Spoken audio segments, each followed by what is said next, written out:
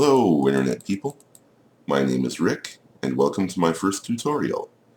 In this video I'm going to show you how to collect lots of sand and sandstone quickly and easily.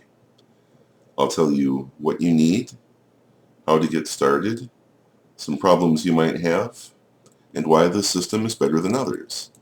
So let's get started. So here's what you will need: a desert or a beach,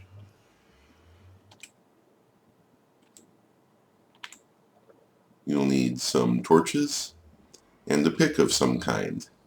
An iron pick will do, but diamond is even better.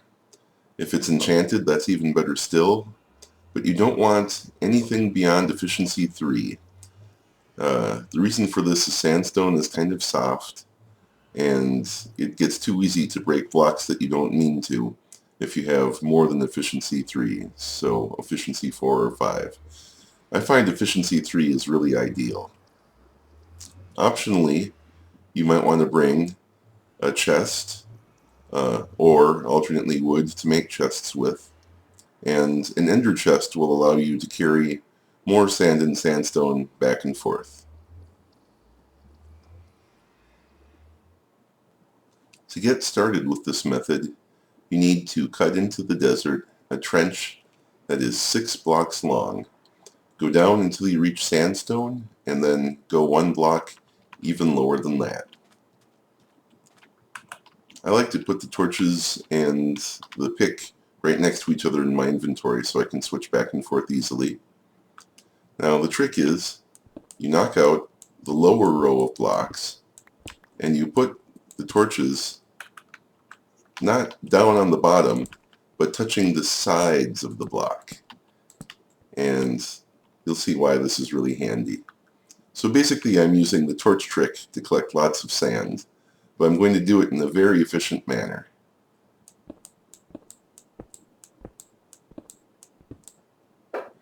Now I'm going to knock out the lower row of blocks, and note that I'm not trying to hit the torches. If I do, that's okay. Just keep going. And repeat.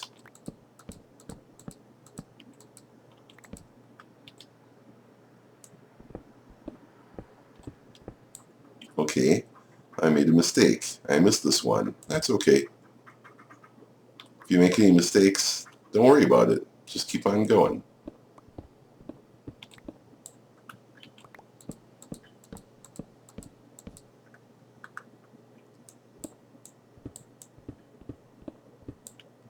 If you can get a really good rhythm going, you can collect an amazing amount of sand this way. I choose 6 blocks wide because I find that's a distance my guy can easily reach without having to move back and forth too much.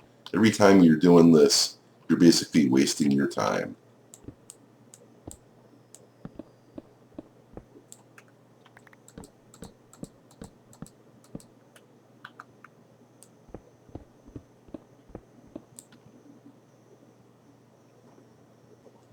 Now that I've gotten started, I'm going to do this for 5 minutes, and we'll see how much sand and sandstone I can collect in 5 minutes.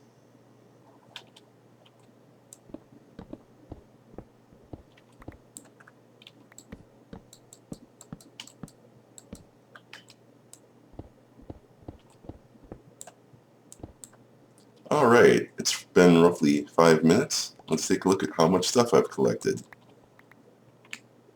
That's a lot of stuff. As you can see, this method is extremely efficient in getting you a lot of sand and sandstone quickly.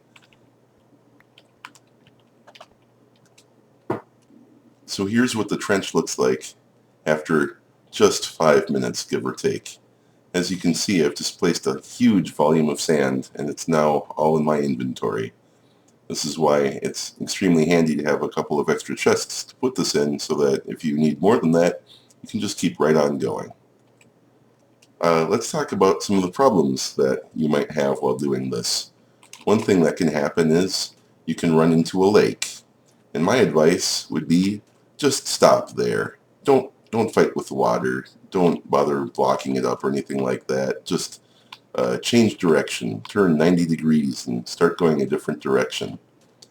Another common problem you might have is that the terrain goes up or down.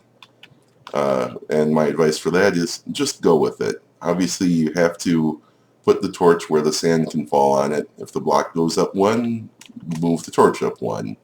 That's no problem at all. To help avoid that kind of problem, it's useful to pick a desert that's as flat as you can. I got really lucky here. This is an unusually flat stretch of desert. I suspect when I turn and start going off this way, it might get a little bit hillier down there at the bottom, but that's fine. Just adapt to it. So why do I think the system is so good? An iron shovel isn't terribly slow, for instance. Look at this. Cuts through the sand pretty fast, right? But for every action I take, for every one block I knock out, I get one block. With this system, for every one torch put down and one block knocked out, you get 5 pieces of sand plus 1 sandstone or stone. So for 2 actions you take, you get 6 blocks. Another piece of advice I have is if the desert that you found is far away from your build site, I would recommend building a portal to it.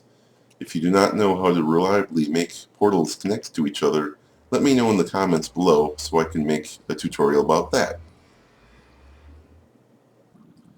Now, sometimes this method is overkill. If you're just doing a small project that needs a little glass, grab a shovel, run out to the beach, grab a little sand. But if you're doing something that needs a lot of glass, for instance, something like this,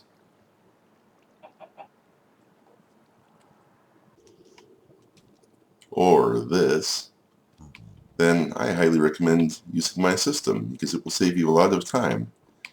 Getting a lot of sand or sandstone or glass seems to be something a lot of Minecrafters struggle with, even the professional ones. So I hope my video helps. So just for reference, here's a kind of before and after picture. Here's the desert before harvesting sand, and here is after. As you can see, I stopped every time the land went up and down too much, or the sand got too thin, or I hit a lake. And I made a nice way up and down, and I left a chest there for storing dirt or coal or iron or whatever incidental stuff I didn't want clogging up my inventory while I was doing this. And I permanently left an ender chest here to conveniently put stuff in and then take stuff back out of when I get wherever my construction site is. Another thing to note is if your goal is sandstone, this method does uncover a lot of sandstone on the bottom here, and as you can see, in some cases I mined out a lot of it because that's what I was looking for. If you have any questions about this, let me know in the comment section below. And if you liked this video, please like, comment, or subscribe.